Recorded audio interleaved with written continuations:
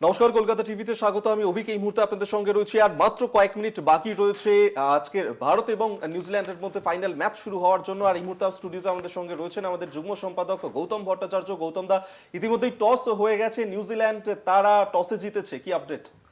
Update এটাই যে এটা ভারতের জন্য খারাপ হলো, কারণ আহমেদাবাদ স্টেডিয়ামে কালকে রাত্রি 9টার সময় খুব হেভি ডিউ পড়েছিল, মানে খুব বেশি পরিমাণ শিশির পড়েছিল।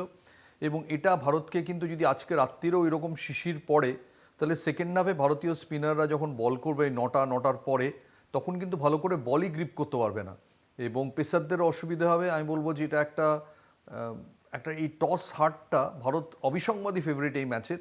টস হারটা দুটো টিমের ব্যালেন্স কিছুটা অদল বদল করে দিল, কারণ এই টসটা ঠিক যা হয়েছিল, রোহিত শর্মা 2023-এর সেই 19শে নভেম্বর টস হেরেছিলেন। টস হেরে ভারতকে প্রথম ব্যাট করতে হয়েছিল, ব্যাট করে 240 করার পর অর্ধেক সময় ভারতীয় বোলাররা বলই গ্রিপ করতে পারেনি। আর আহমেদাবাদে আরেকটা জিনিস হয় অভিক, সেকেন্ড হাফে উইকেটটা বেটার হয়ে যায় ব্যাটিংয়ের জন্য। কাজেই আমি বলবো যে এই ম্যাচের আগে যদি ব্যবধানটা 55-45 থেকে থাকে, টস ভারত হেরে যাওয়ার পর হলো বোধহয় 52-48 কিংবা 51-49 ভারতের পক্ষে এখনো, কিন্তু টস হারাটা একটা বড় একটা ছোট বিপর্যয় আমি বলবো। এক্স্যাক্টলি। আর গৌতমদার কথা ধরে এখানেই আসবো যে মানে শুধুমাত্র যে ক্রিকেটের মাঠে তো যুদ্ধ চলে তা নয়, পাশাপাশি বাইরেও স্নায়ু যুদ্ধও চলে। এবং কোথাও গিয়ে কি ভারতের মনে এইটা একটা কাজ করবে যে 2023-এর টসের ফলাফল আজকেও হলো এবং সেক্ষেত্রে ম্যাচটা কোথাও গিয়ে কি আহমেদাবাদের অভিশাপ কাটবে কি কাটবে না? সূর্যকুমার যাদবের ওপর যদিও অনেক প্রত্যাশা থাকছে, কিন্তু এই যে টিম স্কোয়াড সেটা তো একই রাখা হচ্ছে গৌতমদা। সেক্ষেত্রে ভারতের এই টিম স্পিরিটটা কি এই মুহূর্তে? দেখো, ভারতের টিম স্পিরিট ভারতই বলতে পারবে, আমি এখানে বসে বলতে পারবো না। কিন্তু আমি বলতে চাইছি যে আজকে টসের সময় সূর্যকুমার যাদব এমনিতে খুব হাসি খুশি, খুব বিন্দাস ক্যাপ্টেন।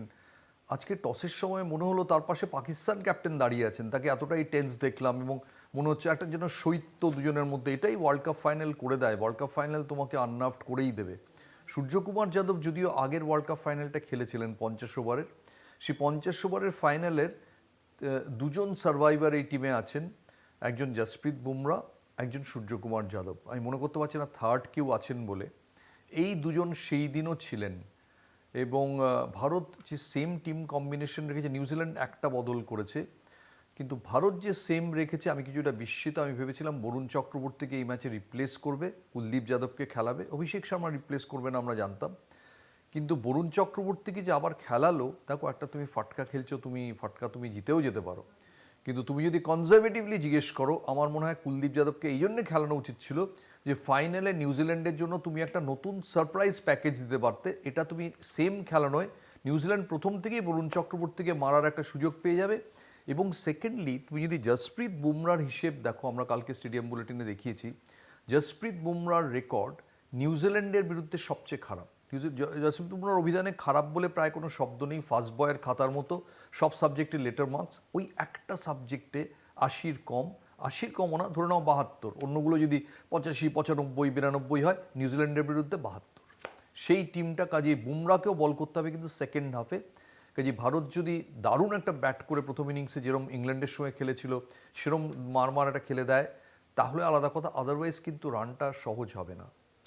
রানের প্রসঙ্গ যখন উঠলো গৌতমদা, একটা বিষয় মনে হচ্ছে জানতেই যে এক্ষেত্রে আমরা দেখেছিলাম যে লাস্ট ম্যাচে 253 রান পর্যন্ত তুলতে পেরেছিল ভারত, এবং সেক্ষেত্রে আজকের এই ম্যাচের জন্য টার্গেটটা ঠিক কত হওয়া উচিত বলে মনে হচ্ছে? দেখো, আহমেদাবাদে অতটা রান হয়তো উঠবে না, ওয়াংখেড়ের তুলনায় আহমেদাবাদ অনেক বড় স্টেডিয়াম, অনেক বড়, সাইড বাউন্ডারিজ অনেক বড়, এতগুলো 6 হবে না। ওয়াংখেড়েতে যেটা 6 হয়েছে, এটা এখন অনেকগুলো হয়তো 4 হবে। কিন্তু ভারতের প্রথম ব্যাট করে অন্তত 230-35 ছাড়া টার্গেট সেফ নয়। নিউজিল্যান্ডের অনেক বড় বড় হিটার আছেন, আমরা কলকাতায় দেখেছি তারা কি করতে পারে নিউজিল্যান্ড সাউথ আফ্রিকার এগেনস্টে। কাজেই 235-এর কমে আমি বলবো টার্গেট সেফ নয়। গৌতমদা, আজকের ম্যাচটা তো আহমেদাবাদে হচ্ছে, এই নরেন্দ্র মোদী স্টেডিয়ামে, কিন্তু আজকে যদি এই ফাইনাল ম্যাচটা এখানে না হয়ে অন্য কোথাও হতো, তাহলে কি হতে পারে? আমার মনে হয় আহমেদাবাদের জায়গায় অন্য জায়গায় হলে বোধহয় ভারতের সুবিধে হতো। আহমেদাবাদ মাঠটা, এই যে বললাম শিশিরটা খুব বেশি পড়ে, এটা একটা প্রবলেম, যে শিশিরটা যদি তুমি টস হেরে যাও তাহলে তুমি কিছুটা ভাগ্যের হাতে চলে যাও। 1 নম্বর 2 নম্বর হচ্ছে মাঠটা অনেক বড়, সেখানে তোমার স্পিনাররা হয়তো কাজ করে, কিন্তু আমার মনে হয় ইন্ডিয়ার যে স্ট্রেংথ, সেই স্ট্রেংথ অনুযায়ী বোধহয় কলকাতা, ওয়াংখেড়ে স্পেশালি, ওয়াংখেড়েটা ইন্ডিয়ার জন্য অনেক ফেভারিট মাঠ। তবে দেখা যাক সঞ্জু স্যামসন যদি একটা দারুণ ইনিংস শুরু করেন। এটা কি হলো, টস হেরে ইন্ডিয়া প্রথম ব্যাট করবে, সঞ্জু স্যামসনের ওপর ম্যাচটা অনেকটা চলে এলো। যদিও আমাদের কালকে যোগেন্দর শর্মা, যার বলে ভারত টি20 ওয়ার্ল্ড কাপ জিতেছিল 2007, তিনি যদিও বলেছেন যে সিংহ এদিনই শিকারকে খুঁজে নেবে, সিংহ ক্ষুধার্ত, মানে অভিষেক শর্মার কথা। যদি সেটা না হয়, সঞ্জু স্যামসনের উপর অনেক বেশি প্রেশার তৈরি হয়ে গেল অভিক। সঞ্জু স্যামসন যদি কঙ্কার করতে পারেন পাওয়ার প্লেতে খুব ভালো, বা ঈশান কিষান, আদারওয়াইজ কিন্তু ভারত চাপে পড়ে যাবে। সেক্ষেত্রে কি মানে ম্যান অফ দ্য টুর্নামেন্ট কি হতে পারে সঞ্জু স্যামসন? কি আজকে যদি একটা বড় ইনিংস সঞ্জু স্যামসন খেলেন, ম্যান অফ দ্য টুর্নামেন্ট না হওয়ার কোনো কারণ নেই। এবং দেখো তুমি ক্রিকেটটা কিরকম অদ্ভুত একটা খেলা, যে দুটো ওয়ার্ল্ড নাম্বার 1 বরুণ চক্রবর্তী আর অভিষেক শর্মা টুর্নামেন্ট শুরুর আগে, আজকে আমরা বলছি যে বরুণ চক্রবর্তী কেন খেলছে এরম অবস্থা। একটা টুর্নামেন্টের প্রিলিমিনারি রাউন্ড অব্দি দারুণ খেলেছেন, সুপার 8 থেকে ভাগ্য বিপর্যয় হয়ে গেল। অভিষেক শর্মা গোড়াটা ভাগ্য বিপর্যয়ে চলছে। সঞ্জু স্যামসন সেখানে পুরোটা ভাগ্য বিপর্যয় চলছিল, হঠাৎ করে ফর্মটা ক্যাপচার করলেন এবং কোথায় চলে গেলেন। যেন মনে হচ্ছে অদৃষ্ট ভারতীয় টিমের কিছু প্লেয়ারকে নিয়ে জাস্ট দাবা বোর্ডের গুটি সরানোর মতো করে খেলছে। কে কখন কোন ঘরে পৌঁছে যাচ্ছে কেউ জানে না। এক্স্যাক্টলি। সেক্ষেত্রে গৌতম দা, অবশ্যই ম্যাচ নিয়ে তো আমরা, এবং সন্ধ্যা 7টা থেকে আর কিছুক্ষণ বাকি রয়েছে এই ম্যাচটা শুরু হতে, এবং ইতিমধ্যেই টস হয়ে গিয়েছে এবং নিউজিল্যান্ড তারা টসে জিতে বোলিংয়ের সিদ্ধান্ত নিয়েছে, আর আমরা এই নিয়েই কথা বলছি। আর কিছুক্ষণ পর অবশ্যই ম্যাচ আমরা সরাসরি দেখব।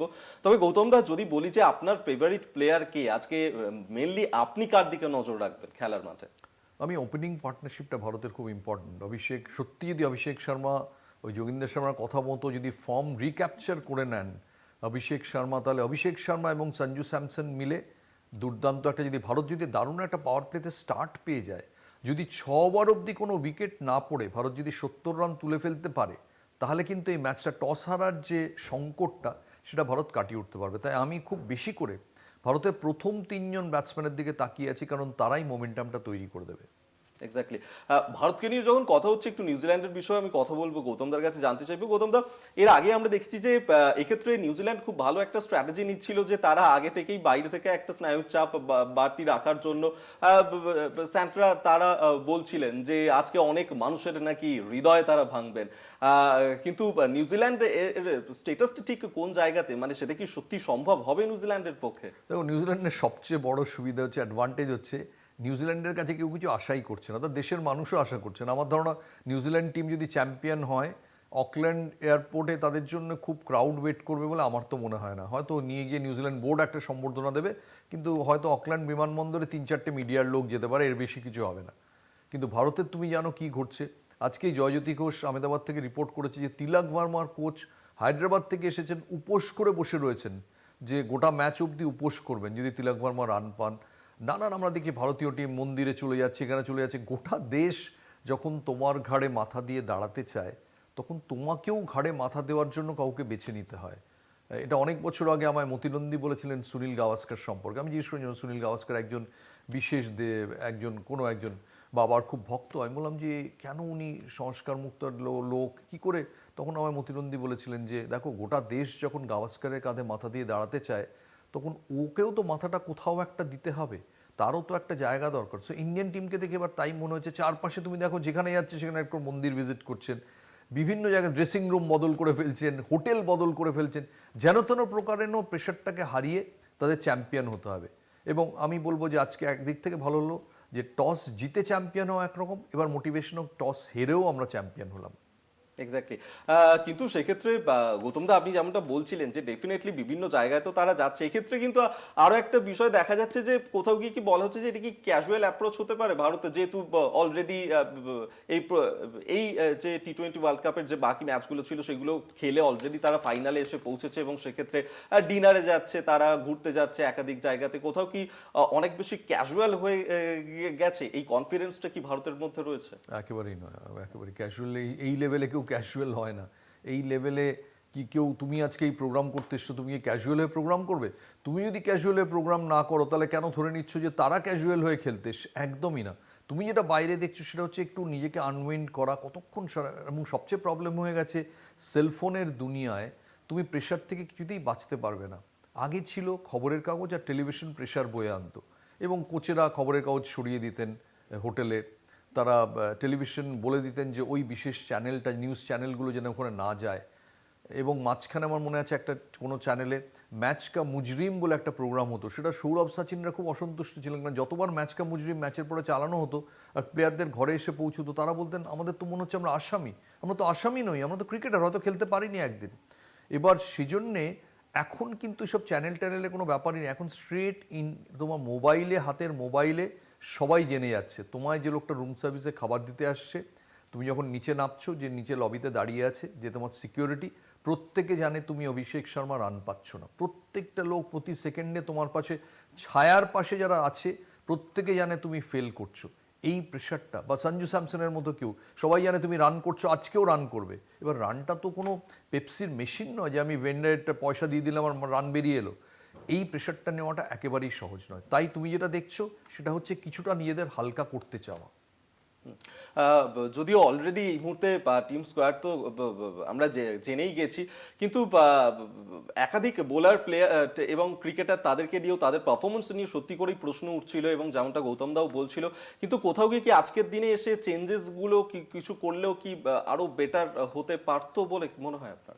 দেখো, এটা অ্যাকচুয়ালি বলা খুব ডিফিকাল্ট। আমি কুলদীপ যাদবটা এক্সপেক্ট করেছিলাম একটাই কারণে, যে নিউজিল্যান্ড জানে তুমি কিভাবে খেলছো, ফাইনালে তুমি একটা নতুন তাস বা পুরনো তাসকে নতুনভাবে ফেললে, এটা একটা নিউজিল্যান্ডের জন্য নতুন একটা ইয়ে হতে পারতো। আর কুলদীপ যাদব যেরকম বল করেন, যেহেতু আহমেদাবাদে অনেকটা দুদিকটা অনেক অনেক চওড়া, বিশ্বের সবচেয়ে বৃহত্তম স্টেডিয়াম, তাই বোলাররা ফ্লাইট দিতে পারে আহমেদাবাদে। আমি ভেবেছিলাম যে কুলদীপ যাদবকে হয়তো আজকের ম্যাচে ব্যবহার করা হবে, স্পেশালি যখন বরুণ চক্রবর্তী এতটাই আউট অফ ফর্ম। এবার টিম নিশ্চয়ই তাদের একটা কোনো নির্দিষ্ট মন্ত্রে হয়তো সেটা তারা ভেবেছে যে বরুণকেই ব্যাক করা উচিত, এই বরুণই সাকসেস দেবে। এবার আমরা দেখব যে বরুণ টিমের সেই আস্থার প্রতি সুবিচার করতে পারছেন কিনা। একদমই তাই। শুধু বরুণ চক্রবর্তী এবং অভিষেক শর্মা, তাদের দিকেও সত্যি নজর থাকবে যে অভিষেক শর্মার কাছে যে এক্সপেকটেশন ছিল এর আগের ম্যাচগুলোতে আমরা সেটা দেখতে পাইনি, তবে আজকে সেটা হয় কিনা অবশ্যই সেটা তো আমরা দেখতেই পাবো কিছুক্ষণ পরেই। তবে গৌতম দা, আপনার কি মনে হচ্ছে ইন্ডিয়ার কাছে তুরুপের তাস আজকে কে হতে পারে? তুরুপের দাস বরাবরই জসপ্রীত বুমরা, সঞ্জু স্যামসন নিশ্চয়ই, হার্দিক পান্ডিয়া খুব ইম্পর্টেন্ট একজন প্লেয়ার, অক্ষর প্যাটেল খুব ইম্পর্টেন্ট প্লেয়ার। বাট আমার মনে হয় যে সঞ্জু স্যামসনের রোলটা খুব ক্রুশিয়াল হবে, যে ম্যাট হেনরির সঙ্গে শুরুর দিকের ওভারগুলো তিনি কিভাবে খেলেন। হার্দিক পান্ডিয়া বোলিং এবং ব্যাটিংয়ে দুজনেই খুব ক্রুশিয়াল প্লেয়ার। কে বলতে পারে শিবম দুবে ভালো খেলবেন না? কয়েকজন, আমি একটা স্ট্যাটস দিচ্ছি অভিক, যে সবচেয়ে বেশি 6 এই টুর্নামেন্টে মেরেছে ভারত, 88টা। মোস্ট 200+ টোটাল 3বার করেছে ভারত, অন্য কোনো টিম করেনি। 50+ স্কোর করেছে 9বার। স্ট্রাইক রেটের সেকেন্ড, 157 ইন্ডিয়ান টিমের স্ট্রাইক রেট। আর তাই সবাই বলছে যে রিপিট হিস্ট্রি, যে আবার যেত, হিস্ট্রিটাকে রিপিট করো, আবার জিতে বিশ্বকাপ জিতে ব্যাক টু ব্যাক 2024-26। আর defeat history by repeating history, যে মুহূর্তে তুমি দুবার পরপর জিতবে তুমি কিন্তু ইতিহাসকে হারিয়ে দেবে, কারণ আজ পর্যন্ত কোনো টিম সেটা করেনি। এবার দেখার যে আজকে ইন্ডিয়ান টিম কি আননার্ভড হয়ে যাবে। টস হারাটা তুমি যেটা বলছো, ড্রেসিং রুম কিন্তু আশা করে বসে আছে যে তুমি ক্যাপ্টেন টস জিতিয়ে ফিরবেন এবং আমরা আগে বোলিং করে নেবো, যাতে শিশিরের চক্করে আমাদের না পড়তে হয়। এবার কিন্তু সেই প্রেশারটা একটা এসে গেল। একদমই তাই। আমাদের হাতেও সময় শেষ হয়েছে। আমাদের ধন্যবাদ জানাবো আমাদের যুগ্ম সম্পাদক গৌতম ভট্টাচার্য, এতক্ষণ আমাদের সঙ্গে ছিলেন। আর এবার সন্ধ্যা 7টা থেকে শুরু হতে চলেছে আজকের এই ফাইনাল ম্যাচ, এবং সেই ফাইনাল ম্যাচের ঠিক কি হতে চলেছে, কারণ ইতিহাসে রচনার সামনে কিন্তু দাঁড়িয়ে রয়েছে ভারত নিউজিল্যান্ড দুপক্ষই, এবং আহমেদাবাদের সাপমোচন সত্যি সূর্যকুমার যাদবের হাত ধরে হয় কিনা, অবশ্যই সেদিকে আমাদের নজর থাকবে। আপনারাও ম্যাচ দেখুন, আমরাও ম্যাচ দেখবো। আজকের মতন এখানেই শেষ করলাম। দেখতে থাকুন কলকাতা টিভি, রাত দিন 7 দিন।